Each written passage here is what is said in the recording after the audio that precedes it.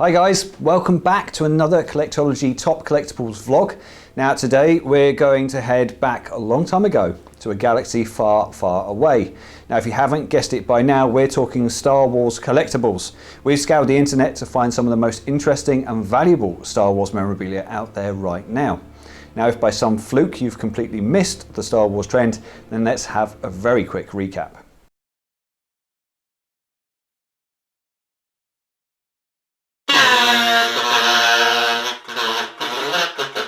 Basically, it's a space western with a princess, a farm boy, and a really weird family relationship. There's also an evil emperor, a bunch of guys in white armor, and various funny looking creatures. The story itself is now far too long to actually walk you through, but you don't have to take my word for it, it is definitely a classic saga.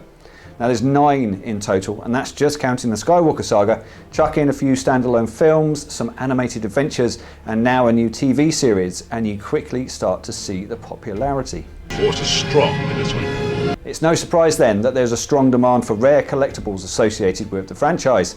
There are loads out there, but I picked out just a few of my favourites for you today.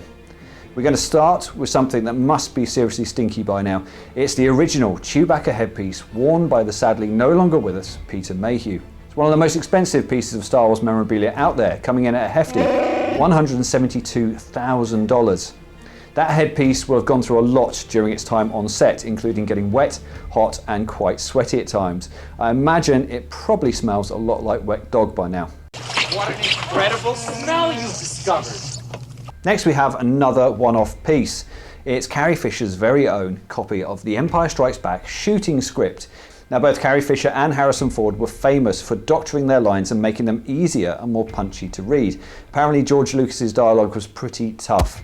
Fisher's hand-annotated shooting script was put up for auction by her estate in 2017, and it successfully raised $51,000 for the Jed Foundation, a charity set up to help prevent teen suicide.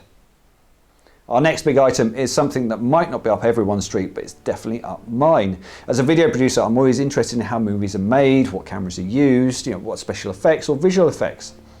Now, during the principal photography of episode 4, George used this Panavision camera.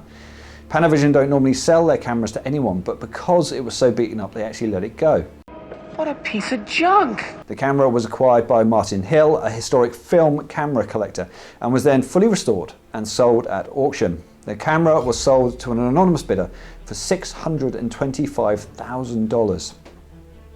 Next up, we have something for the fashion-conscious Star Wars fan. We're talking leather jackets, or in fact, we're talking this one in particular. This is the leather jacket worn by Harrison Ford in The Force Awakens.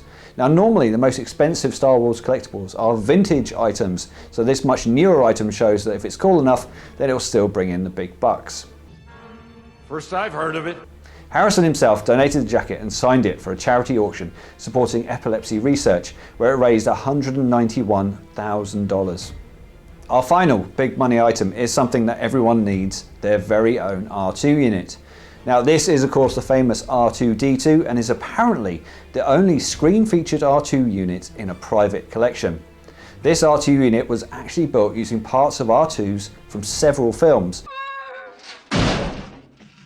So for example, his domed head came from Star Wars A New Hope and his legs came from The Empire Strikes Back.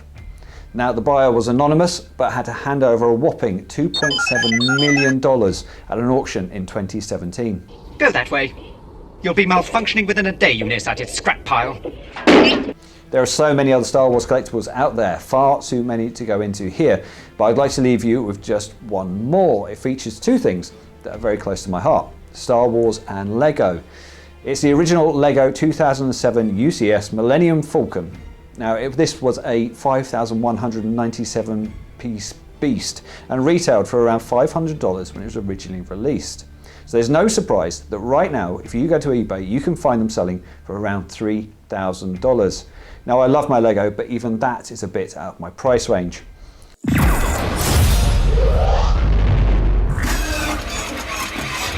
And on that note, I'm going to leave it there. Do you have any incredible Star Wars collectibles? If so, why not leave us a comment below telling us all about them?